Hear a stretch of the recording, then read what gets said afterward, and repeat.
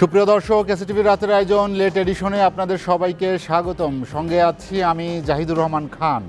দর্শক, আজ আমাদের আলোচনার বিষয় কোটার নিষ্পত্তি কোথায়। আর এই আলোচনায় আমার সঙ্গে স্টুডিওতে আছেন বাংলাদেশ আওয়ামী লীগের কেন্দ্রীয় নেতা মোহাম্মদ মনিরুজ্জামান মনির, আছেন বিশিষ্ট সাংস্কৃতিক ব্যক্তিত্ব এবং বিএনপি নেতা মোশাররফ আহমেদ ঠাকুর, এবং জাতীয় পার্টির সাংগঠনিক সম্পাদক ও জাতীয় স্বেচ্ছাসেবক পার্টির সদস্য সচিব মোহাম্মদ হেলাল উদ্দিন। আপনাদের তিনজনকে আমাদের আলোচনায় স্বাগত জানাচ্ছি। আলোচনার শুরুতেই মোশাররফ আহমেদ ঠাকুর, আপনার কাছে যেতে চাই। আপনি জানেন যে বহুল আলোচিত এবং যে কোটা নিয়ে এত কিছু হয়ে গেল বাংলাদেশে, বিশেষ করে গত কয়েকদিনে ব্যাপক সহিংসতা, ভাঙচুর, সরকারি সম্পত্তির নষ্ট করা, নানা বিষয় উত্তাল ছিল রাজপথ। আপিল বিভাগে একটি রায় এসেছে। আপনি জানেন 93% মেধায় 5% মুক্তিযোদ্ধা বীরাঙ্গনার সন্তানদের এবং এক এক করে দেওয়া হয়েছে নৃগোষ্ঠী এবং প্রতিবন্ধীদের। আপনার কি মনে হয় যে রায়ের যে অবজারভেশন বা যেভাবে বন্টন করা হয়েছে, এখানে এই কোটার নিষ্পত্তি হলো কি? লেট এডিশনের দর্শক শ্রোতা, উপস্থাপক, অপর দুই বিজ্ঞ আলোচক, আমাদের জাতীয় জীবনে আজকে একটি বেদনা ভারাক্রান্ত দিন। আমার মনে হয় যে আমরা দীর্ঘ সময়ের মধ্যে আমাদের এই চারজনের স্মরণকালের মধ্যে একই সাথে 4 দিনে 148 জনের রাজপথে প্রাণ সংহার হয়েছে, খুন হয়েছে 148 জন। এই ইতিহাসটা নিকট অতীতে নাই। তো এই 148 জনের প্রাণের বিনিময়ে এবং আমাদের হাজার হাজার কোটি টাকার জাতীয় জীবনে আমাদের অর্থনৈতিক ক্ষতির পর আমরা আজকে যে ঘটনাটি পেলাম, এই ঘটনাটি 2018 সালে প্রধানমন্ত্রী নিজে ঘোষণা করেছিলেন এবং তার হাতে এটা ছিল যে তিনি এর আগে যেভাবে ছিল 2018 সালে যেভাবে পরিপত্রটা ছিল, এইটাকে যে কোনো সময়ই পরিবর্তন এগুলো করার সুযোগ তার হাতে সংবিধান এখনও দিয়ে রেখেছে। এই জুলাই মাসের 4 তারিখের আগেও ছিল। তাহলে এই এত সব ঘটনা ঘটল কেন? আপনার নিশ্চয়ই মনে আছে, আমরা 10 তারিখে এই টেবিলে বলছিলাম যে আমাদের বিচার বিভাগ এটা কোনো ঔপনিবেশিক বিচার বিভাগ নয়। আমাদের এই বিচার বিভাগ মুক্তিযুদ্ধের মাধ্যমে প্রতিষ্ঠিত একটি বিচার বিভাগ। আমাদের প্রধান বিচারপতি আমাদের এই মাটি থেকে উত্থিত, এই মাটি থেকে বিকশিত, এই মাটির একজন সন্তান। ইনি জীবনে ছাত্রলীগও করেছেন এবং আন্দোলন সংগ্রাম সম্বন্ধে ওনার আইডিয়া আছে। ওনার বাবা এমপি ছিলেন। আমি বলছিলাম ওই দিন, খুব মনে আছে, ওই দিন কে ছিলেন যে আমাদের অপোনেন্ট মাহমুদ সালাউদ্দিন। আমি বারবার বলছিলাম বিষয়টা কিন্তু সময় বহিয়া যায়। তখন আমরা শুনছিলাম যে বিচার বিভাগ থেকে বলা হচ্ছিল যে রাজপথের আন্দোলন দেখে কি, আপনি মনে করেন, আপনি রেফারেন্স দিয়েছিলেন, রাজপথের আন্দোলন দেখে কি বিচার বিভাগ রায় দেয় নাকি? আজকে তো দিয়েছেন। 148 জনের খুনের রক্ত যেমনি নির্বাহী বিভাগের হাত রঞ্জিত, এই রক্তের দাগ বিচার বিভাগের কালো কোর্টেও দাগ লেগেছে। কেন করলেন এটা? অহেতুক কাল বিলম্বটা করলেন কেন? এটা তো সুন্নতে খতনার বিষয় না? সুন্নতে খতনাও জন্ম একেবারে কি বলে যে ছোট বাচ্চা নবজাতকেরও সুন্নতে খতনা করানো যায় আজকাল যুগে। তো এই অহেতুক কাল বিলম্ব করলেন কেন? 7ই আগস্ট রায় দিয়েছে, 7ই আগস্ট শুনবেন বলে দিলেন। 7ই আগস্টের জায়গায় আজকে শুনেন নাই? আজকে 21শে জুলাই শুনেন নাই? শুনছেন তো। আপনার মনে আছে যে গত বুধবারে কাজী ফিরোজ রশিদ একটা টেলিভিশন চ্যানেলে বলছিলেন যে আজকে বন্ধ, আগামীকাল বৃহস্পতিবার, আগামীকাল বলুন যে আমরা এটা নিষ্পত্তি অ্যাটর্নি জেনারেল যান প্রধান বিচারপতির কাছে, গিয়ে রায় নিয়ে দিয়ে দরখাস্ত দিয়ে বলুন যে আমরা রবিবারে সকালে অথবা সম্ভব হলে আজকে, মানে গত বৃহস্পতিবারে এটা নিষ্পত্তি করতে চাই। তাহলে কি আপনি মনে করেন বৃহস্পতিবার, শুক্রবার, শনিবারের এই প্রাণহানিগুলো হইতো? কিছুতেই হইতো না। কাজী ফিরোজ রশিদের যে ইয়াটা কি বলে, কাজী ফিরোজ রশিদ, আমি উল্লেখ করতে চাই ভদ্রলোকের যে বুদ্ধি, মেধা, প্রজ্ঞা, গত বুধবারে উনি বলেছেন যে একজন সাবেক ছাত্রনেতা, 60-এর দশকের শেষের দিকে তুখুর একজন ছাত্রনেতা, উজ্জ্বল ছাত্রনেতা, তো তিনি বলেছেন যে এই সব হামকি ধামকিতে কাজ হবে না, ছাত্ররা গড়ে যাবে না, এটা আরও লোকজন, এটার সাথে আরও খারাপ লোকজন যুক্ত হয়ে যাবে এবং পরিস্থিতি আরও খারাপ হবে, এটা দ্রুত শেষ করেন, দ্রুত শেষ করেন। এই জাতীয় পার্টির নেতা, ছাত্রনেতা তাই বলছে না, একটা টেলিভিশন নাম বলছি না আমি, টেলিভিশনে উনি বলেছেন। তো এটা করলেন না কেন বৃহস্পতিবারে? গেল। আমাদের দেশে কি বিচার বিভাগ রায় পরিবর্তনের নজির নাই? নজির আছে তো।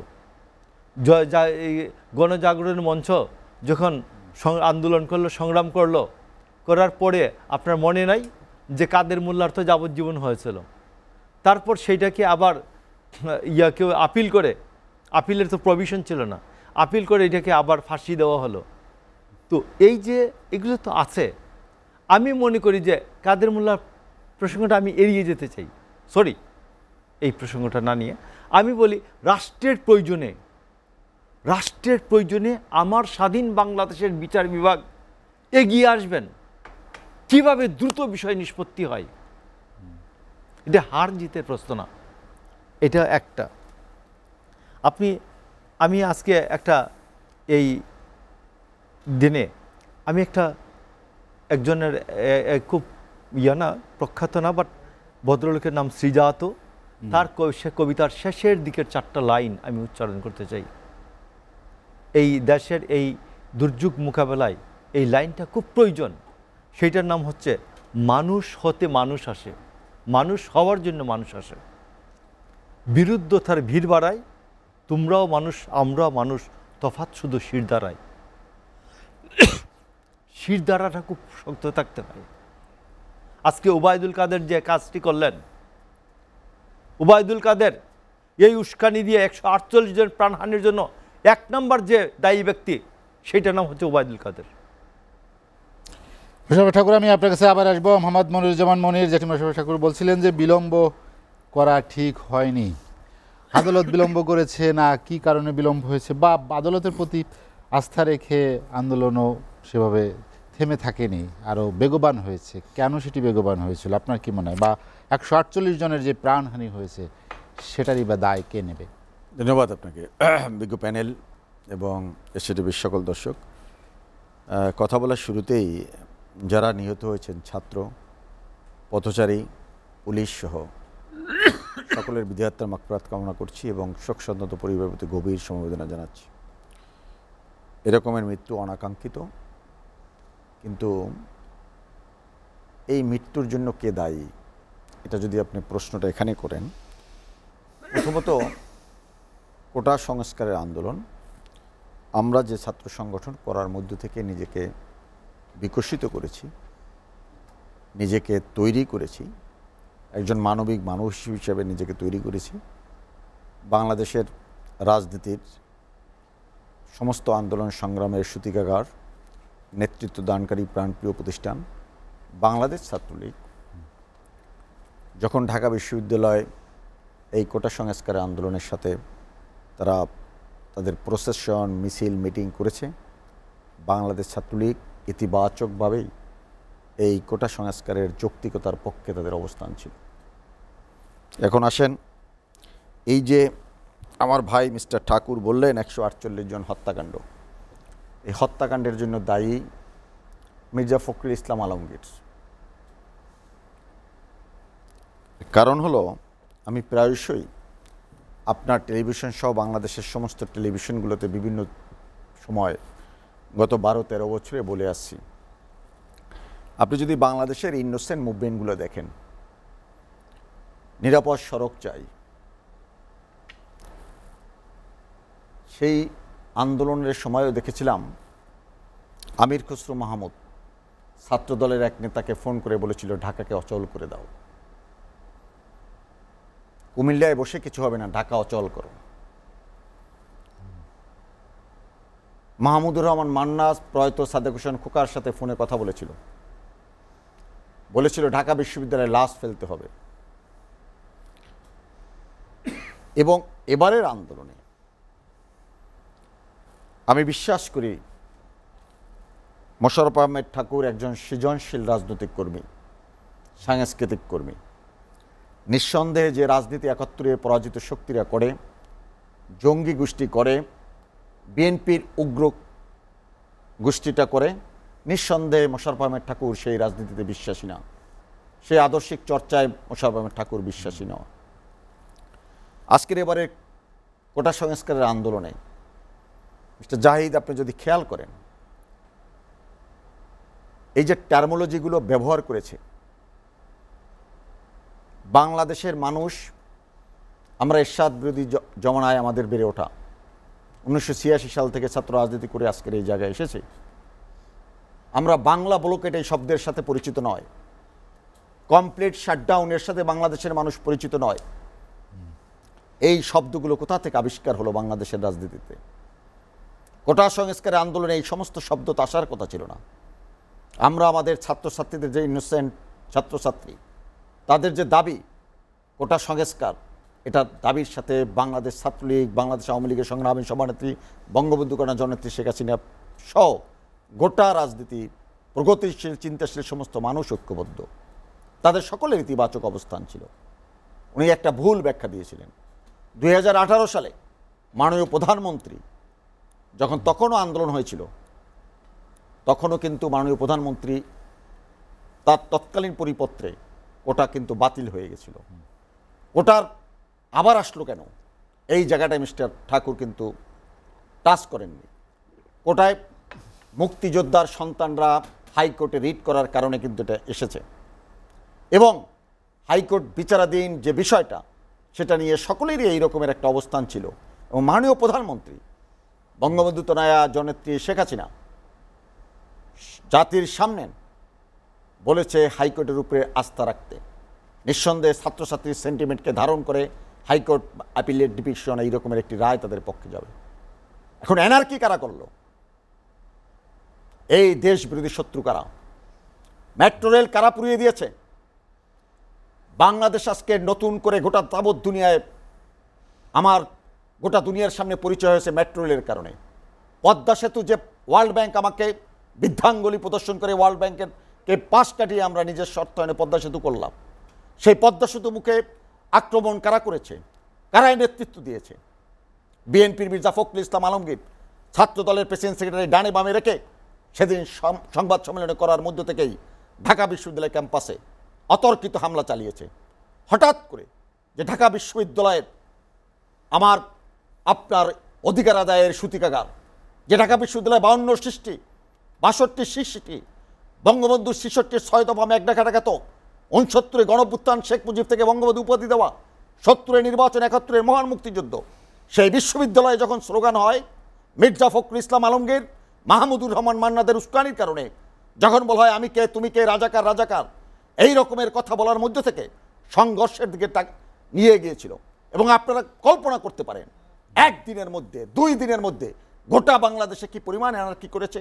মেট্রো রেল ভেঙেছে, বিআরটিএ, সেতু ভবন, আমার কত বছরের পুরাতন ঐতিহ্য বাংলাদেশের টেলিভিশন সেন্টার সরকারি প্রতিষ্ঠান, আজকের আমি সেখানে সন্ধ্যায় টকশোতে গিয়েছিলাম।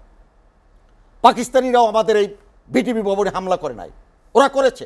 ওরা চায় না বঙ্গবন্ধু কন্যা শেখ হাসিনার নেতৃত্বে বাংলাদেশ আজকে উজ্জ্বল দৃষ্টান্ত গোটা দুনিয়ার মাঝে। একটি করোনা মোকাবেলা করেছি, রাশিয়া ইউক্রেনের যুদ্ধ অর্থনৈতিকভাবে ধ্বংস যখন করতে পারে না, এই রকমের পরিস্থিতির মধ্যে থেকে বঙ্গবন্ধু কন্যা শেখ হাসিনার নেতৃত্বে যখন বাংলাদেশ হেঁটেছে সামনের দিকে, ঠিক তখন অর্থনৈতিক মেরুদণ্ড ভেঙে দেওয়ার জন্য 71-এর পরাজিত শক্তি, রাজাকার শাবক এবং আজকের বিএনপির মির্জা ফখরুল ইসলাম আলমগীর এবং ছাত্রদল জঙ্গি সালাউদ্দিন টুকু, এদের নেতৃত্বে এবং তথাকথিত 2টা বাম, এদের কারণে আজকের এই বাংলাদেশের উন্নয়ন অগ্রগতিকে ব্যাহত করার জন্য। আজকে আমরা মনে করি মনিরুজ্জামান মনির, আজকে ঠাকুর সাহেবদের জ্ঞান ফিরে আসবে। বাংলা ব্লকের নামের শব্দের সাথে বাংলাদেশের ছাত্র সমাজ পরিচিত না। বাংলাদেশের ছাত্র সমাজ যারা আন্দোলন করেছে তারা বলেছে আমরা এই হত্যাযজ্ঞ, সন্ত্রাস, জ্বালিয়ে পুড়িয়ে দেওয়ার সাথে তারা লিপ্ত না। তারা বলেছে আমাদের তৃতীয় পক্ষ, সেই তৃতীয় পক্ষকে তৃতীয় পক্ষ মির্জা ফখরুল ইসলাম আলমগীর মনিরুজ্জামান মনির, আমি যখন একটু বলে আমরা শুনে আসি সমর্থন হেলাল দিয়েছি উদ্দিনের এবং কাছে। জি। ছাত্র দল বলছে আমরা তাদের সাথে আছি, এবং এর সাথে 71-এর ঘাতকরা আছে, 75-এর খুনিদেরকে যারা লালন পালন করে, এবং 2001 সালে যাদেরকে পতাকা দিয়েছিল তারা এই হত্যাযজ্ঞ চালিয়েছে। আজকে ঠাকুর সাহেব যদি বলার চেষ্টা করে মির্জা ফখরুল ইসলাম আলমগীরের দায় ওবায়দুল কাদেরের কাঁধে টাকাবে, এটা বাংলাদেশের মানুষ মেনে নেবে না। এটা মিথ্যাচার, অন্যায় করতেছেন। মনিরুজ্জামান মনির, আমি আপনার কাছে আবার আসবো। মোহাম্মদ হেলাল উদ্দিন, যেটি মনিরুজ্জামান মনির বললেন আপনি শুনলেন যে, এবং বিভিন্ন তার দলের বিভিন্ন পর্যায়ের নেতারাও মন্ত্রীরাও বলছেন যে বিএনপি জামাত এই আন্দোলনকারীদের সাথে মিশে এই ধরনের নাশকতা করেছে বা সারা দেশে যে ধ্বংসযজ্ঞ যেটি চালিয়েছে সেটি। আপনার কি মনে হয় যে বিষয়টি এত সহজেই তারা মিশতে পারলো কেন? কিভাবে এত বড় ধরনের সহিংস ঘটনা ঘটলো? ধন্যবাদ আমার দুই আলোচকবৃন্দুকে, ধন্যবাদ আপনাকে, ধন্যবাদ এসিটিভির দর্শকবৃন্দুকে, ধন্যবাদ কর্মকর্তাবৃন্দুকে।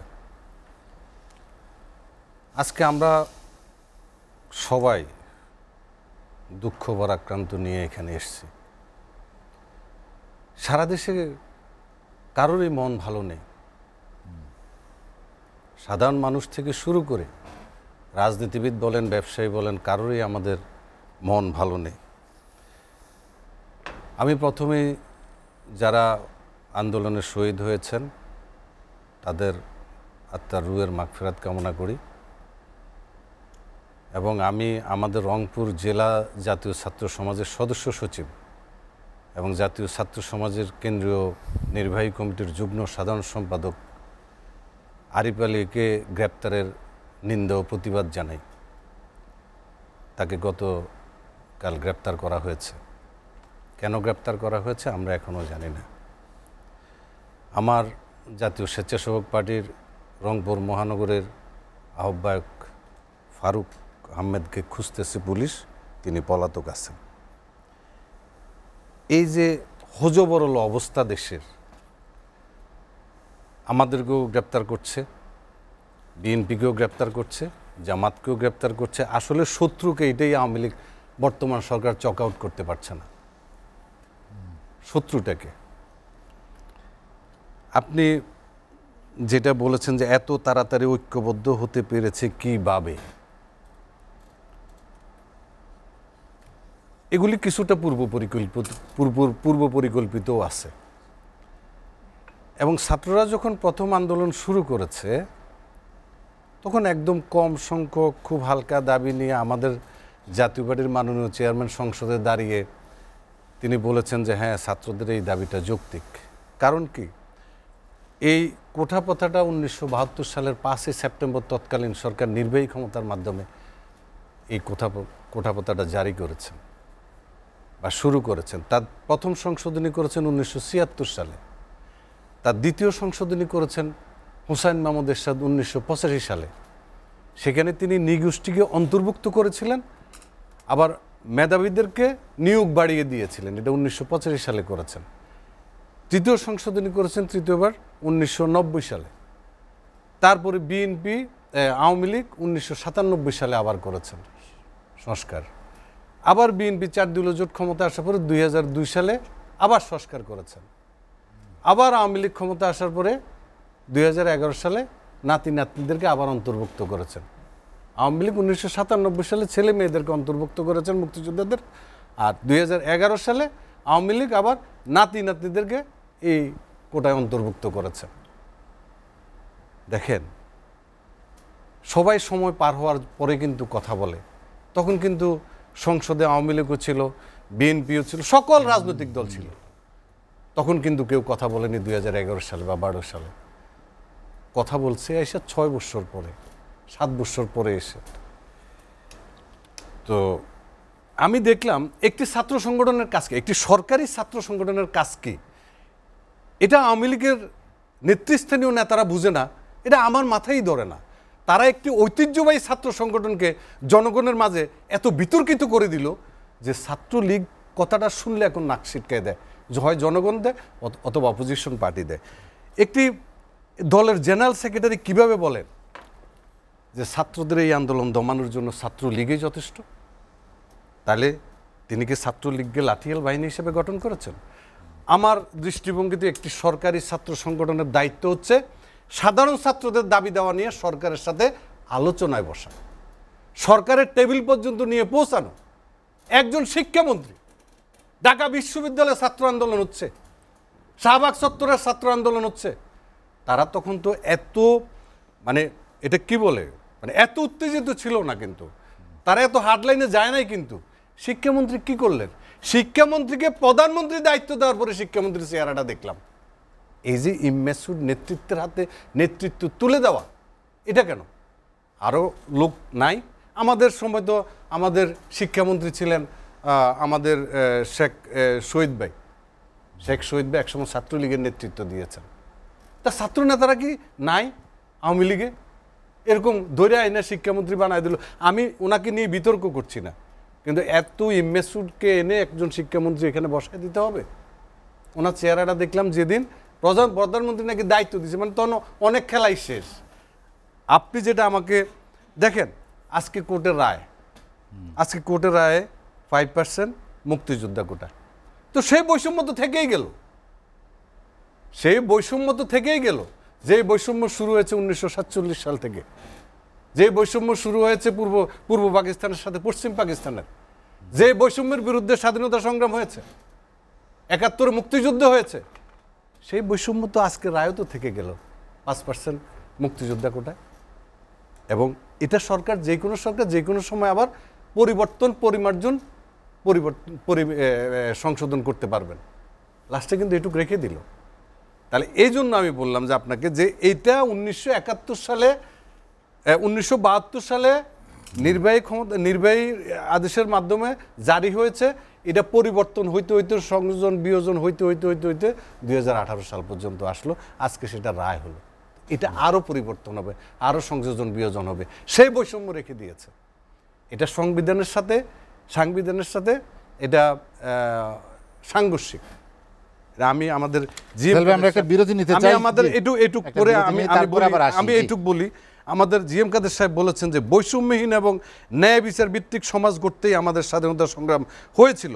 এমন অবস্থায় চাকুরিতে কোটা পদ্ধতির সাংঘর্ষিক অবস্থা সৃষ্টি করে সংবিধানের সাম্যর কারণে কিছু মানুষকে এগিয়ে নিতে সুযোগ দেওয়ার কথা আছে। যারা পিছিয়ে আছে তারা যেন এগিয়ে যেতে পারে। পিছিয়ে পড়াদের কতটুকু সহায়তা দেওয়া হবে তাও কিন্তু সংবিধানে বলা আছে। যেটা আমরা একটা বিরতি নিব, বিরতির পরে আবার আসবো। দর্শক, লেট এডিশনে নিচ্ছে একটা বিরতি, ফিরবো শীঘ্রই, সঙ্গেই থাকুন।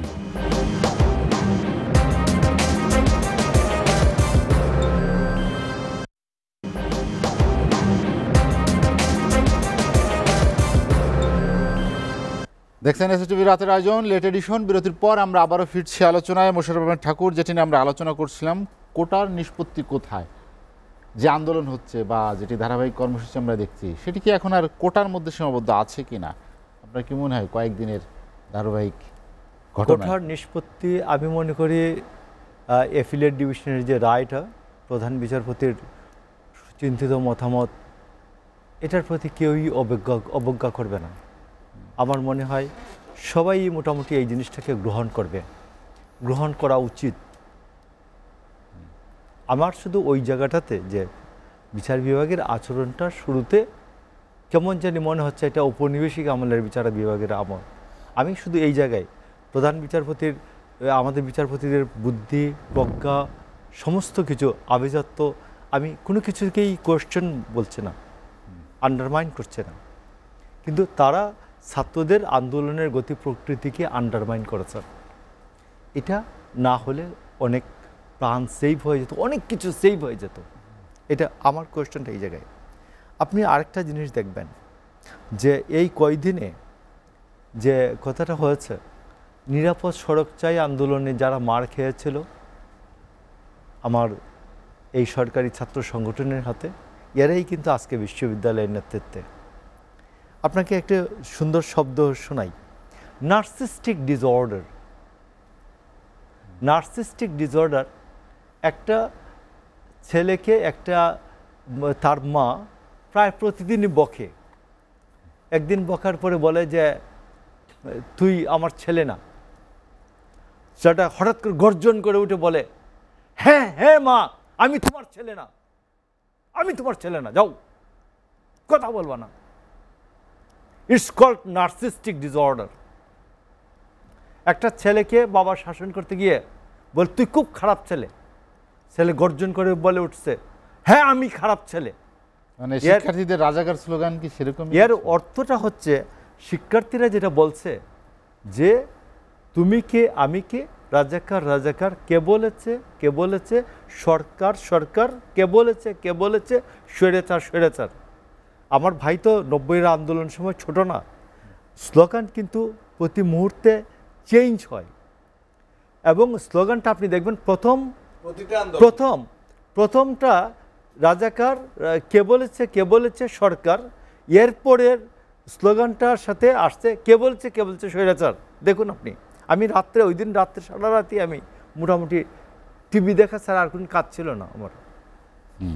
তো আমি আপনি বলছি যে আমার কাছে নিজের কাছেও খুব লাগছে, কি বলে খটকা লাগছে যে স্লোগানটা কি হচ্ছে। তো পরের দিন আমি একজন সাইকোলজিস্টের সাথে আলাপ করলাম, উনি বলেন যে ইটস কল্ড নার্সিস্টিক ডিসঅর্ডার। তো এইটার জন্য যে পরের দিন ছাত্রলীগকে বলতে হবে, ওবায়দুল কাদের আমাদেরও সিনিয়র পুরখাওয়া রাজনীতিবিদ, তিনি কিভাবে বললেন যে ছাত্রলীগ এদেরকে মোকাবেলার জন্য যথেষ্ট, এইটার আগে বলছেন। আর এই ঘটনা ঘটার পরে এই স্লোগানের পরে বলছেন অস্তিত্বের মর্মমূলে আঘাত হেনেছে ছাত্রলীগ প্রস্তুত। কি নেতা, ঠিক না? ছাত্রলীগ প্রস্তুত। তো ছাত্রলীগের দায়িত্ব কি হয় দাঁড়ায়? ছাত্রলীগের দায়িত্ব হয় যে ওদের উপর ঝাঁপিয়ে পড়া। এইটার জন্য আমি মনে করি প্রধানমন্ত্রী তিনি এখনও যদি মনে করেন যে শপথের মধ্যে আছেন সকলের প্রধানমন্ত্রী, সব বাচ্চাদের গার্জিয়ান তিনি, তাহলে ওবায়দুল কাদেরকে তিনি প্রথমে প্রশ্নের মুখোমুখি করবেন, কার অর্ডারে তুমি বলেছ যে ছাত্রলীগ প্রস্তুত?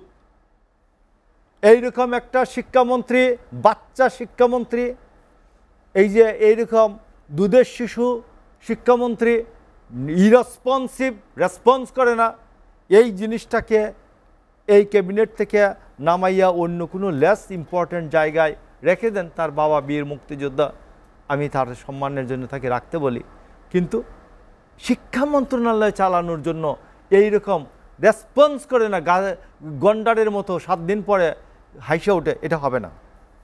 আইনমন্ত্রী উস্কে দিয়েছেন 12 তারিখ, আপনি মনে করে দেখেন 12 তারিখ শুক্রবার উনি বলেছেন যে শিক্ষার্থীদের আন্দোলনে শিক্ষার্থীদের কাছে মধ্যে স্বাধীনতা বিরোধী প্রেতাত্মা ভর করেছে। এইগুলি হচ্ছে উস্কানি দেওয়া হচ্ছে। তো এই জন্য আমি আপনি বলি, আজকে প্রধানমন্ত্রী বলেছেন যে বীর মুক্তিযোদ্ধাদের সম্মান করতে হবে। আপনি একটা বই আছে আমাদের বাংলার আবুল কাশেম ফজলুল হক স্যারের বিখ্যাত বই, এত এডিশন আর হয়নি, 17-18 এডিশন আছে। বইটির নাম হচ্ছে মুক্তি সংগ্রাম। 18ই মার্চ যারা জয়দেবপুরে যারা অর্ডন্যান্স ফ্যাক্টরি ব্লক করে সেইখান থেকে কোনো অস্ত্র খালাস নিতে দেয় নাই পাক বাহিনীকে, তার মধ্যে নজরুল ইসলাম খান একজন,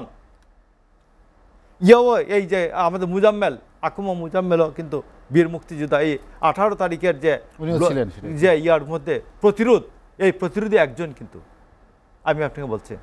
তো আপনি দেখবেন এই মুক্তি সংগ্রামে পুরোটাই কাহিনীটা পুরোটা আছে, এই নজরুল ইসলাম খান, আকুমা মুজাম্মেল এরা। তো নজরুল ইসলাম খান, তার বউ, তার স্ত্রী মৃত্যুসজ্জায় লাইফ সাপোর্টে আছে, তাকে ধরে নিয়ে এই লাইফ সাপোর্টে, স্ত্রী লাইফ সাপোর্টে, যার যে 50-52 বছরের সঙ্গী, তাকে সেই মহিলাকে রেখে উনি গিয়া কোঠাবিরোধী আন্দোলন ষড়যন্ত্র করছে। আমাকে বিশ্বাস করতে হবে নজরুল ইসলাম খানকে রিমান্ডে আনা হয়েছে। আপনি আমার ভাই বাংলা ব্লকেট শুনে নাই, অবরোধ শুনেছেন 1984 আগে কোনো দিন? অবরোধ শুরু করেছে স্কপ, শ্রমিক কর্মচারী ঐক্য পরিষদ স্কপ শুরু করেছিল। সেই স্কপে প্রথম যিনি রাইফেলের গুলি খেয়েছিলেন এই বিডিআরের রাইফেলের গুলি, শাহজাহান সিরাজ ওই জায়গায় জাসদ ছাত্রলীগের মারা গিয়েছেন, আর রিজভী আহমেদ ওই জায়গায় গুলিবিদ্ধ হয়ে তারপর অলৌকিকভাবে বেঁচে গিয়েছিলেন একজন মৃত্যুঞ্জয়ী ছাত্রনেতা রিজভী আহমেদ। তাকে ধরে নিয়ে রিমান্ডে আনা হয়েছে রিজভী আহমেদকে। আজকেও বেশ কয়েকজনকে গ্রেফতার করা তো হয়েছে। এটা করছেন কেন? আগুন, আমি বলছি আগুন আর ছড়াবেন না। আপনি দেখুন আবু সাঈদের যে দৃশ্য, এই দৃশ্য সারা পৃথিবীতে শুধু ফিলিস্তিনে দেখা গিয়েছে, আর পৃথিবীর কোথাও এই কাহিনী দেখা যায় নাই। বুক পেতে দাঁড়িয়েছে নিরস্ত্র হাতে, নিরস্ত্রভাবে, এবং পুলিশ গুলি করেছে, আমার বাংলাদেশের পুলিশ গুলি করেছে। এটা কল্পনা করা যায় যে আবু সাঈদ, রংপুরের ছেলে আবু সাঈদ। আমি এই জন্য বলবো যে আগুন আর বাড়তে দিবেন না, এবং এই যে তিনজন শিক্ষামন্ত্রী, আইনমন্ত্রী এবং ওবায়দুল কাদের, তিনজনকে চেক করে মাননীয় প্রধানমন্ত্রী এই শিক্ষার্থীদের ডেকে বসবেন, ছাত্রলীগকে আরেক পাশে বসাবেন, বসিয়ে বলবেন যে সবাই ভাই ভাই, শিক্ষাঙ্গনে এগিয়ে যাবে, ছাত্রদের ঐক্যবদ্ধ ছাত্ররা এগিয়ে যাবে স্বাধীনতার মন্ত্রে, উন্নয়নের মন্ত্রে, তাহলে এই আগুন থামবে, আর নইলে এই আগুন আরো বাড়বে। ঠাকুর, আমি আপনার কাছে আবার আসবো। মনিরুজ্জামান মনির যেটি ঠাকুর ভাই বললেন, যে পরামর্শ দিলেন, কিন্তু যারা ভাঙচুর করলো, আগুন জ্বালালো, জীবনহানি প্রাণহানি করলো, সরকারি সম্পদ নষ্ট করলো, দেখুন জানেন এখনো থেমে থেমে এই ধরনের ঘটনা ঘটছে। দেখুন সরকার ইতিমধ্যেই বিচার বিভাগীয় যে বিচার বিভাগীয় তদন্ত ইতিমধ্যে শুরু হয়ে গেছে। একজন বিচারপতির নেতৃত্বাধীন 1 সদস্য বিশিষ্ট কমিটির। কারা কারা জড়িত এটা সব উঠে আসবে। তবে যে কোনো দুষ্ট মানুষ, আমি একটা কথা বারবার বলি, আমি একজন মুক্তিযোদ্ধার সন্তান, আমার বাবা প্রয়াত। একজন মুক্তিযোদ্ধা সব সময়ের জন্য মুক্তিযোদ্ধা নয়। তাহলে যদি কিছুদিন আগে নির্বাচনের সময় আপনার দলের একজন নেতা ছিল, আপনি কি তাকে মুক্তিযোদ্ধা হিসেবে আজকের কনটেক্সটে বলেন সে বীর মুক্তিযোদ্ধা বা সে বীর উত্তম? বলেন, আপনি বলেন, স্বীকার করেন কিনা বলেন? শাহজাহান উমরকে করেন? একজন মুক্তিযোদ্ধা সব সময়ের জন্য মুক্তিযোদ্ধা নয়, বাট একজন রাজাকার সব সময়ের জন্য রাজাকার। নজরুল ইসলাম খান এই ষড়যন্ত্রের সাথে জড়িত না, এগুলোর সাথে জড়িত না, এগুলো বলার কোনো অবকাশ নাই। রুহুল কবির রিজভির কথা বলছেন, রিজভি হইল সবচেয়ে বেশি উস্কানিদাতা। প্রিয় শিক্ষার্থী বাবারা, কেউ ঢাকা বিশ্ববিদ্যালয় হল ছেড়ে যাবা না। He is one of the most culprit. আজকের ছাত্র সমাজকে, ছাত্রদলকে, জামাতকে, হেফাজতকে, রাজাকারের শাবকদেরকে লিলিয়ে দেওয়ার জন্য অন্যতম পৃষ্ঠপোষক রুহুল কবির রিজভি। আজকের হঠাৎ করে বুধবারের ঘটনা, বৃহস্পতিবার শুক্রবার গোটা বাংলাদেশকে অচল করে দেওয়া। আজও বিএনপির পক্ষ থেকে বলা হয়েছে ছাত্র আন্দোলনে দেশবাসীকে পাশে থাকতে বলা হয়েছে। এখনো তারা সবসময় বলে পলিটিক্যাল বক্তব্য হতে পারে। নো, পলিটিক্যাল বক্তব্য আর হত্যাযজ্ঞে লিপ্ত হওয়া, মেট্রো রেল পুড়িয়ে দেওয়া। আজকের গোটা বাংলাদেশকে আজকে চেনে কেন? যে সরকারটি গোটা দুনিয়ায় অর্থনীতির দেশ হিসেবে ছিল 63তম, বঙ্গবন্ধুর সুকন্যা জননেত্রী শেখ হাসিনার নেতৃত্বে আজকে 15 বছর দেশ সেবার পর আজকে আমি 33তম অর্থনীতির দেশ গোটা বিশ্ব দুনিয়ায়। আমার ভাই একটা কথা বলেছেন, মুক্তিযোদ্ধা কোটা 5%, সেখানেও বৈষম্য আছে। আমি তার সদয় অবগতির জন্য জানাচ্ছি, এই সাব কন্টিনেন্টে বাংলাদেশ একমাত্র দেশ, এটি মহান মুক্তিযুদ্ধের মধ্য থেকে অর্জিত। 30 লাখ শহীদ, 2 লাখ মা বোনের সর্বোচ্চ ইজ্জতের বিনিময়ে এটা সিগনেচার, তাদেরকে সম্মান করা একটা সিগনেচার, জাতির স্মৃতিস্মারক হিসাবে এই মুক্তিযোদ্ধাদের কোটা। আমি তো মুক্তিযোদ্ধার সন্তান, আমার বাবা সম্মুখ সারির মুক্তিযোদ্ধা, আমাকে 7 দিনে রেখে গিয়েছেন।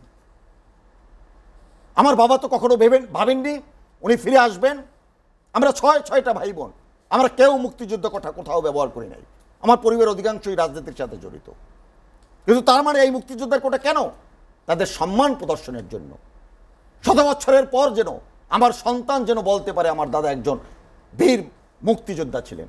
এই মুক্তিযোদ্ধা তো 75 বঙ্গবন্ধু হত্যাকাণ্ডের পর স্বৈরশাসক জিয়া বঙ্গবন্ধু হত্যাকাণ্ডের মাস্টারমাইন্ড, তাদের আমলে তো কেউ বুক উঁচু করে বলতে পারে না আমি মুক্তিযোদ্ধা। কারণ স্বৈরশাসক জিয়া বঙ্গবন্ধুর হত্যাকাণ্ডের মাস্টারমাইন্ড, হাজার হাজার সামরিক অফিসারদের মুক্তিযোদ্ধা, সামরিক অফিসার, বিমান বাহিনী অফিসারকে হত্যা করেছিলেন। সেই কারণে আমার ভাই হিলাল ভাই সজ্জন ব্যক্তি, বলি মুক্তিযোদ্ধা কোঠা 5%, 30% থেকে নিয়ে এসছে। আমরা সংস্কারের পক্ষে, তাই আমরা দেশটা স্বাভাবিকভাবে চলুক, বাট এখানে আমরা ফায়দা লুটতে চাই না। আপনারা যেভাবে তুচ্ছতাচ্ছিল্য করেন হাইকোর্টের আজকের যে অবজারভেশন, তারপর আপনি কিন্তু এই কথা বলতে পারেন না। আজকেও বলেছে আমার 1000 বছরের শ্রেষ্ঠ অর্জন মুক্তিযুদ্ধ, মুক্তিযোদ্ধা, এদেরকে নিয়ে কোনো রকমের নেতিবাচক কথা বলা যায় না। আপনি বাংলাদেশের রাজনীতি করবেন, বাংলাদেশের রাজনীতি করার মূল মাপকাঠি হলো মুক্তিযুদ্ধ। বাংলাদেশের রাজনীতি করবেন, তার মূল মাপকাঠি বঙ্গবন্ধু শেখ মুজিব। বাংলাদেশকে রাজনীতি করবেন, মুক্তিযোদ্ধাদেরকে স্বীকার করবেন না। তাদের সহ্য বীর্যের কারণে যে আজকে দেশ পেলেন, পতাকা পেলেন, একটা পাসপোর্ট নিয়ে দেশের বাইরে ঘুরতে যান, আনন্দ করতে যান, ফুর্তি করতে যান, মুক্তিযোদ্ধাদেরকে স্বীকার করবেন না। এই মানসিকতা পরিহার করতে হবে। আমি জিএম কাদের সাহেবকে বলছি, উনি একজন সিনিয়র পলিটিশিয়ান, উনি সেই অর্থে সিজন পলিটিশিয়ান না, উনি সিনিয়র সিটিজেন। ওনাদেরকে বলি 71-এ মুক্তিযুদ্ধের সময় ওনার আমি এই প্রশ্ন করে বলছি, জাতীয় পার্টি নেতার কাছ থেকে শুনে আসি যে আমি 72 সালের 5ই সেপ্টেম্বর যদি বলে থাকেন, তারপর থেকে 75 থেকে 96 সাল পর্যন্ত মুক্তিযোদ্ধাদের কোঠা প্র্যাকটিক্যালি মুক্তিযোদ্ধাদের সন্তানদের চাকরির জন্য এটা প্রয়োগ করা হয়নি। সংবিধানে ছিল, প্রয়োগ করা হয়নি। এটা বঙ্গবন্ধু কন্যা শেখ হাসিনা 97 সালে এসে তার সন্তানদের জন্য এবং 2011 সালে তার নাতি-নাতনির জন্য করেছেন। প্রশ্নটা হলো বিএনপি বা জাতীয় পার্টি তারা প্রশ্ন করতে পারে, যারা ভুয়া মুক্তিযোদ্ধা, সম্মুখ সারির মুক্তিযোদ্ধা না, যারা টাকা দিয়ে হয়েছে, তাদের বিরুদ্ধে কণ্ঠসোচ্চার করতে পারে, কিন্তু মুক্তিযোদ্ধাকে নিয়ে প্রশ্ন করতে পারে না। প্রশ্ন তাদের রাজনীতির, তাদের সংকট আছে, এগুলো বুঝে না। কারণ জিয়া এরশাদ, খালেদা জিয়ারা ভুয়া মুক্তিযোদ্ধা তৈরি করেছে। মনির, আমি আপনার কাছে আবার আসব। সঠিক মুক্তিযোদ্ধা নিয়ে কথা বলেন, যে সঠিক মুক্তিযোদ্ধা পেতে পারে। আপনি কি মনে করেন যে এখানেই শেষ হলো কোটা আন্দোলনের, নাকি এটি হয়েও হলো না শেষ এই পর্যায়ে আজ? না, অস্ত্র তো যে শেষের দিকে রেখে দিয়েছে, যে কোনো সরকার এসে এটা সংযোজন বিয়োজন করতে পারবেন। দেখা গেল যে সংযোজন করতে গেল, আবার আন্দোলন করলো, আবার বিয়োজন করতে যাবে, আবার আন্দোলন করবে, এটা ফাইনাল করে নাই। কিন্তু আমার ভাই যেটা বলল মুক্তিযোদ্ধাদের সম্মানের বিষয়, উনি মুক্তিযোদ্ধার ছেলে, ওনার বাবা মুক্তিযোদ্ধা করেছেন। আমি গত টকশোতে বলেছি আমার পরিবারও 2জন বীর মুক্তিযোদ্ধা আছেন। একজন আমার চাচারা ডাক্তার শামসুল আলম, একজন আমার চাচিমা গাইনি ডাক্তার ফরিদা আলম। ওনাদের 2 ছেলে মেয়ে, 2জন, ওনারাও 2জন ডাক্তার। একজন চক্ষু বিশেষজ্ঞ, ইসলামিয়া চক্ষু হাসপাতালের বিশেষজ্ঞ, কর্নিয়া বিশেষজ্ঞ ডাক্তার রাজীব আলম, ডাক্তার ফারানা আলম আমার চাচাতো বোন। ওরা কোথাও গিয়ে কখনো বাবা মা বীর মুক্তিযোদ্ধা এটা কখনো বলার প্রয়োজন হয়নি। এই যে আমি কথাটা বললাম, বৈষম্যর কথাটা বললাম, আমার ভাই মনির ভাই যে বৈষম্যর কথাটা শুনে একটু রাগান্বিত হলো। মুক্তিযোদ্ধাদেরকে সম্মান করতে হলে সবচেয়ে অধিক সংখ্যক সম্মানের জায়গা হুসাইন মাহমুদ এরশাদ সৃষ্টি করেছেন। এই যে তিনি, আমি আজকে রায়ের প্রতিফলনটা বলি, তিনি যে 1985 সালে দ্বিতীয় সংশোধনের মাধ্যমে, সংস্করণের মাধ্যমে তিনি যে নৃগোষ্ঠীকে অন্তর্ভুক্ত করেছেন, আজকে রায় কিন্তু নৃগোষ্ঠী আছে কিন্তু 1%। তিনি যে মেধাবীদের নিয়োগ বাড়িয়ে দিয়েছেন, আজকে কিন্তু মেধাবীদের নিয়োগই বাড়ানো হয়েছে।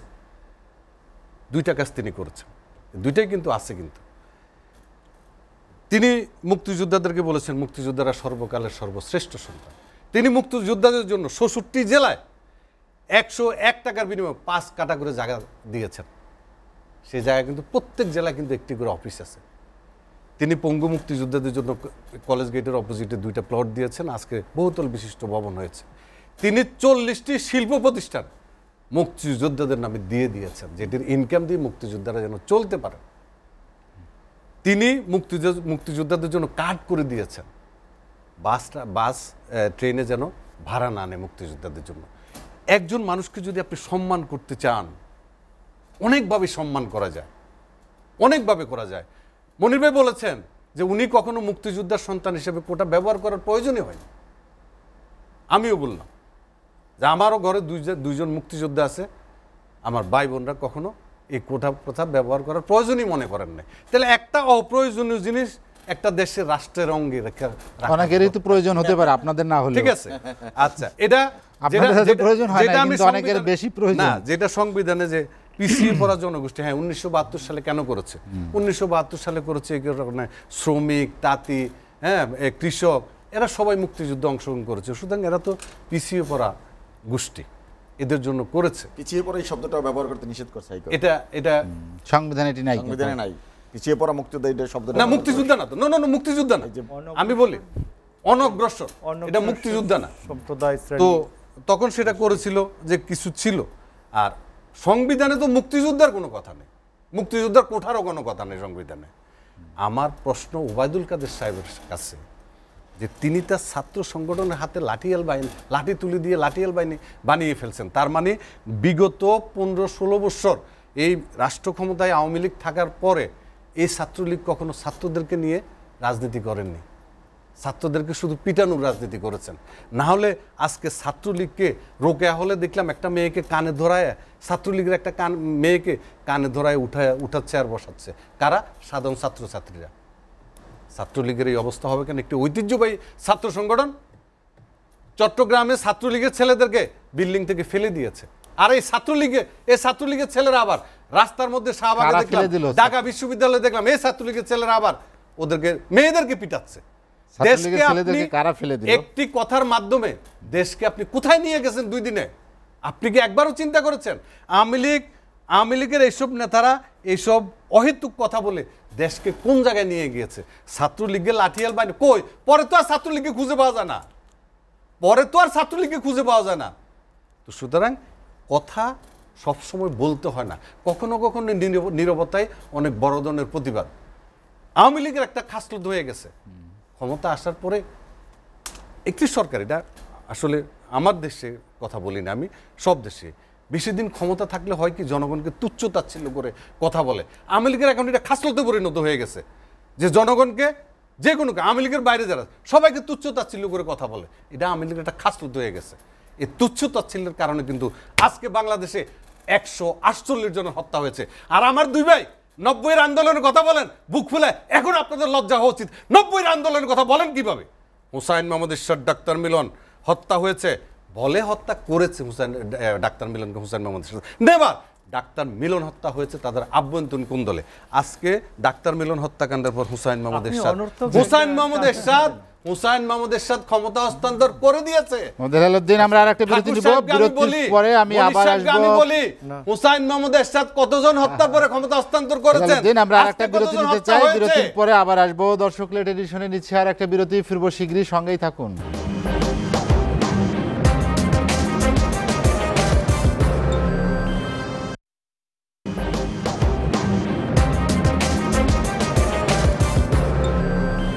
দেখছেন এসটিভি রাতের আয়োজন লেট এডিশন। বিরতির পর আমরা আবার ফিরছি আলোচনায়। মোশাররফ ঠাকুর, আমরা আলোচনা শেষ করতে চাই, শেষ দিকে চলে এসেছি। যে নৃশংসতা বা যে তাণ্ডব, এর বা শেষ কোথায়, বা এটি আমাদেরকে জাতি হিসেবে আসলে কি পরিচিত করছে? আমার মনে হয় যে সমস্যার সমাধান হলে তো এগুলো সমাধান হয়ে যায়। 90-এর পরে কি শান্ত হয় নাই? 90-এর ডাক্তার মিলন হত্যা এটা একটি নির্ধারিত বিষয়।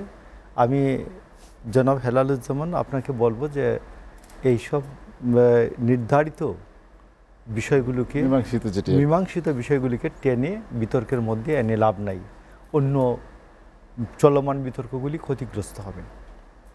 আমি আপনাকে বলি যে 3টা মুক্তিযোদ্ধাদের 3টা ফিগার আছে। একটা হচ্ছে 70,000 সেক্টর থেকে পাওয়া, আর একটা হচ্ছে 19শে জানুয়ারি 2023 আমাদের মুক্তিযোদ্ধা মন্ত্রী বলেছেন 1,87,000, আর এখন তারা 2,18,000-কে ভাতা দেন, 15,000। আমি আপনাকে বলি যে এইগুলোর মধ্যে একটা ছোট্ট অভিজ্ঞতা আছে, নেওয়া যেতে পারে। সেটা হচ্ছে ইকুইটি অ্যান্ড ইনক্লুশন। এটা কমিশন রেগুলার থাকতে পারে, এটা সময় পরিবর্তন করতে পারে একটা। আরেকটা হচ্ছে আজকের যুগে ইন্টারনেট, এটা মৌলিক চাহিদা, এইটা কোনো বিলাসিতা না। আপনি সমস্ত কিছুকে ইন্টারনেট নির্ভর করেছেন, ব্যাংক ইন্টারনেট নির্ভর করেছেন, বিদ্যুৎ ইন্টারনেট নির্ভর করেছেন, আপনি গ্যাস ইন্টারনেট নির্ভর করেছেন, সমস্ত কিছুকে ইন্টারনেট নির্ভর করার পরে আজকে আপনি কোথায় কোথায় ইন্টারনেট বন্ধ করে দেন। আপনি আজকে দেখবেন যে আপনি যদি আজকে গুলশানের দিকে যেতেন তাহলে দেখতেন হাজার হাজার মানুষ, 5 থেকে 10,000 মানুষ এই বাটারা থানার পাশে আজকে এই বিদ্যুৎ অফিসের সামনে 5 থেকে 10,000 মানুষের লাইন। আমি চিন্তা করছিলাম এখানে কোনো দুর্ঘটনা ঘটে কিনা, যে মানুষের প্রিপেড মিটারে বিদ্যুৎ বন্ধ করে দেওয়া হয়েছে এবং প্রিপেড মিটারে সেইখানে তাকে কার্ড চার্জ করার জন্য তাদের এখানে আসতে হচ্ছে, কারণ ইন্টারনেট কাজ করছে না, ইন্টারনেটে কেউ বিল পেমেন্ট করতে পারতেছে না। তো এইখানে আমি আপনাকে বলি যে ওই জায়গার যে অফিসার, কর্মচারী, কর্মকর্তারা অপূর্বভাবে যে কিভাবে রাত্রে 8টা-9টা পর্যন্ত কাজ করছে, কাজ করে সামাল দিচ্ছে, কারণ ওইখানে যে কোনো সময় একটা গণবিস্ফোরণ হয়ে যেতে পারতো। আমার ধারণা ছিল যে বিদ্যুৎ অফিসে হঠাৎ করে যদি কেউ বলে শালাদের ঢিল মার, শুধু ঢিল মারলেই তো এই বিদ্যুৎ অফিস থাকবে না, মানে 10,000 লোক ওই জায়গায় জড়ো। এবং ওইখানকার কি জানি অফিসারটার নাম এক্সিয়ান শফিকুল ইসলাম, ফোরম্যান কি বলে কি বিশ্বাস একটা লোক, আব্দুল আলিম বিশ্বাস, এরা লোকজনকে একটু পরে পরে এসে বলতেছে ভাই আমরা রাত্রে 1টা বাজুক 2টা বাজুক আমরা সবাইকে আমরা এটা দিয়ে যাব, শুধু আপনারা আমাকে হেল্প করেন। এর মধ্যে আবার 1 ঘন্টা 2 ঘন্টা করে সার্ভার ডাউন, সার্ভার থাকছে না, মানে বিল নিতে পারছে না। তো আমি আপনাকে আরেকটা খবর বলি, দুঃখজনক, যে এরা যে এইটা দিল আজকে সামাল দিল, ইন্টারনেট কিন্তু যত বড় ডিপার্টমেন্টাল স্টোর আছে, চেইন স্টোর আছে, ওদের আছে, কিন্তু ওদের আছে। আপনি সমস্ত চেইন স্টোরে বড় বড় ডিপার্টমেন্টাল স্টোরগুলিতে ইন্টারনেট আছে। তাইলে আপনি ব্যাংকের এটিএম বুথগুলো নিজস্ব ব্যবস্থাপনায়, ব্যাংকের এটিএম বুথগুলি নিজস্ব ব্যবস্থাপনায় ইন্টারনেট, স্টারলিংকের ইন্টারনেট দিয়ে তারা চালাচ্ছে। তাইলে আপনি ইন্টারনেট বন্ধ করবেন, আপনি বলেন গুজব। আমি তো মনে করি গুজব, আপনাকে যদি জনগণ বিশ্বাস করে, গুজবকারীদেরকে গুজব কি মানুষ গ্রহণ করে? আচ্ছা ঠিক আছে, গুজবের দিন আপনি ইন্টারনেট বন্ধ করার দরকার, আপনি সোশ্যাল মিডিয়া বন্ধ করে দিতেন, সামাজিক যোগাযোগ মাধ্যম বন্ধ করতেন। তো আপনি ইন্টারনেট বন্ধ করলেন কেন? আপনি বলেন ইন্টারনেট বন্ধ করায় 1,000 কোটি টাকা ক্ষতি হয়েছে 2 দিনে, আমি জানি আরও বেশি ক্ষতি হয়েছে। আমাদের দেশে এমন বাচ্চা আছে, এমন বাচ্চারা আছে পার আওয়ার $20 কাজ করে, পার আওয়ার $20 কাজ করে পার আওয়ার। তো আজকে এই ক্ষতিটা দিবে কি? শেষ করতে চাই আমি বলছি অবিলম্বে এইসব ধাপ্পাবাজি বন্ধ করেন। যে বলেন যে কয়দিন পরে ডাটা সেন্টার পুড়ে গেছে, মহাখালী ডাটা, 1 সেকেন্ডে আমি শেষ করে দিই, মহাখালী ডাটা সেন্টার পুড়ে গেছে, মহাখালী ডাটা সেন্টারকে আপনি কেপিআই ভুক্ত করেন না কেন? কয়দিন পরেই বলেন কে মহাখালী ডাটা সেন্টার পুড়ে গেছে। অবিলম্বে ইন্টারনেট রেস্টোর করেন এবং এইসব ধাপ্পাবাজি বন্ধ করেন। আপনাকে অসংখ্য ধন্যবাদ। হাতে সময় নিয়ে আলোচনা শেষ করতে চাই। মনিরুজ্জামান মনি, যেটি ঠাকুর ইন্টারনেটের কথা বললেন, আপনি জানেন এর পাশাপাশি সরকার সংক্ষেপে কারফিউ জারি করেছে, সেনা মোতায়েন করেছে, আপনি জানেন অনেকগুলো পদক্ষেপ নিয়েছে। আমি পরিস্থিতি কারো কাম্য ছিল না, কাম্য ছিল না, এটা এই রকমের পরিস্থিতি জামাত বিএনপি ঘটিয়েছে মির্জা ফখরুল ইসলামদের নেতৃত্বে, সেই কারণে এটা করতে বাধ্য হয়েছে। সরকার জনমাল রক্ষা করার জন্য, জনগণের নিরাপত্তা বিধানের জন্য সরকার দেরিতে হলেও করেছে। আমি মনে করি এটা যদি আরও আগে হতো এটা আরও ভালো হতো। দেশের স্বার্থে কখনো কখনো গণতান্ত্রিক সরকার এটা প্রীতিকর নয়, কিন্তু এটা প্রয়োজনীয় ছিল, এটা সুখকর নয় কিন্তু প্রয়োজনীয় ছিল। দেখুন গুজবের কথা, ওনার নেত্রী বেগম খালেদা জি কি মারা গেছেন? কিন্তু গতকালকে হোল ডে কিন্তু এই গুজব ছিল যে বেগম জিয়া মারা গেছে। অর্থাৎ জামাত বিএনপি একটাকে পুঁজি করে, দেখবেন যখনই একটা আন্দোলন এই ইনোসেন্ট মুভমেন্ট স্টুডেন্টরা করবে, তখনই বেগম খালেদা জিয়া হসপিটালের দিকে মুভ করে। এটা হলো তাদের বাস্তবতা। উনি যে বিদ্যুতের কথা বলছেন, বিদ্যুৎ প্রতিমন্ত্রী একজন ডায়নামিক স্মার্ট লিডার, তার কারণে শতভাগ বিদ্যুৎ এবং প্রত্যেকটা জায়গায় নসরুল হামিদ বিপুর নেতৃত্বে এই রকমের গতিশীল নেতৃত্বের কারণে পরিবর্তন করেছে জননেত্রী শেখ হাসিনার নেতৃত্বে। আসুন, সাধারণ ছাত্রছাত্রী, আমার ভাই যেটা বলেছেন, সাধারণ ছাত্রছাত্রীরা ছাত্রলীগের নেত্রীকে কান ধরে উদ্বাস করা নেয়। ছাত্রী সংস্থা ঢুকে পড়েছে, যারা কালো ব্যাজ ধারণ করে মুখ আটকিয়ে আমার ঢাকা বিশ্ববিদ্যালয়ের 14 শিক্ষকদেরকে যারা পিটিয়েছে, তারাই আমার ছাত্রলীগের নেতা কর্মী ভাই বোনদের উপরে নির্মম অত্যাচার করেছে। এরপর আসেন মহামান্য হাইকোর্ট যে রায় দিয়েছে, এটা আমাদের মাথায় নিয়েই চলতে হবে। সেই জায়গাটা আমি সাধারণ ছাত্রছাত্রীদের কাছে আহ্বান করব। বাংলাদেশের সরকার, বঙ্গবন্ধু কন্যা জননেত্রী শেখ হাসিনা সরকার এবং সর্বোচ্চ আদালত যে রায় দিয়েছে তোমাদের প্রত্যাশার চেয়েও বেশি পেয়েছো। আমি মনে করি যারা এখানে বাংলাদেশের সমন্বয়ক আছে তারা ইতিমধ্যেই বলে দিয়েছে যে এর সাথে আমরা জড়িত না। এই নাশকতার সাথে থার্ড পারসন, তারা রাজনৈতিক দল বলে না, কিন্তু আমরা বাংলাদেশের সকল মানুষ জানে এর সাথে জামাত, বিএনপি, হেফাজত সবাই জড়িত। সেই কারণে আমি ছাত্র আন্দোলনের এই কোটার সংস্কারের আন্দোলনে যারা আছে তাদের আহ্বান করব, গোটা বাংলাদেশে তোমাদের যারা সমন্বয়ক আছে তাদেরকে বাবা প্রেস ডেকে তাড়াতাড়ি এখান থেকে আমাদের পরিত্রাণ জাতিকে দাও। জাতি তোমাদের হাজার বছর মনে রাখবে। তোমরা একটা সংগ্রামের মধ্যে থেকে একটা ইতিবাচক রেজাল্ট নিয়ে এসেছো। আমি ছাত্র আন্দোলন কর্মী হিসাবে এটাকে পজিটিভ নিচ্ছি, কিন্তু বাংলাদেশে যারা নাশকতা করতে চায় সেই জায়গাটায় তোমাদের চেহারা যেন ওই নাশকতাকারীদের তালিকায় না থাকে। এই কারণে আমরা বলছি সমস্ত ছাত্র তাদের যে ডিমান্ড সরকার ইতিমধ্যে মেনে নিয়েছে, সবগুলো করা হবে, তাদের নিরাপত্তা বিধান করা হবে।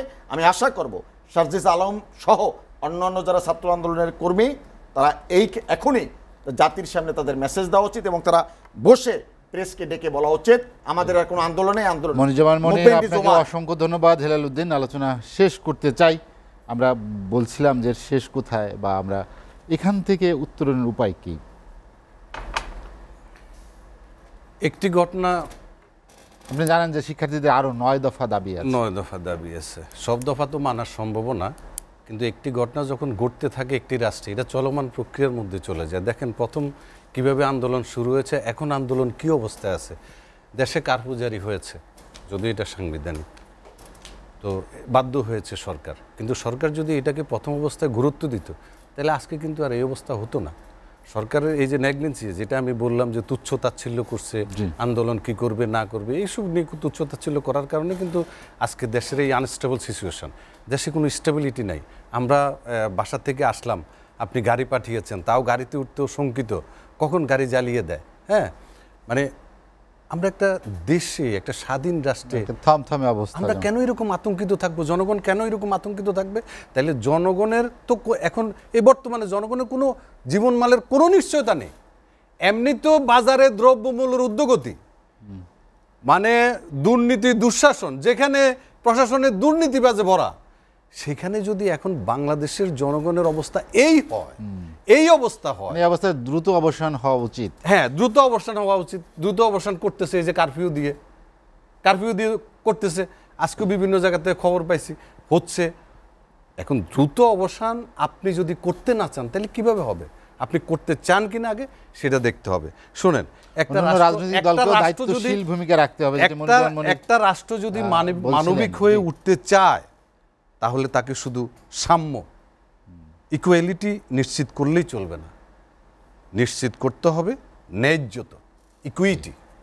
এটা বুঝতে হবে। রাষ্ট্রকে শুধু একটা জিনিস নিশ্চিত করলে, সাম্যকে নিশ্চিত করলে হবে না, বিষয়টাকে নিশ্চিত করতে হবে।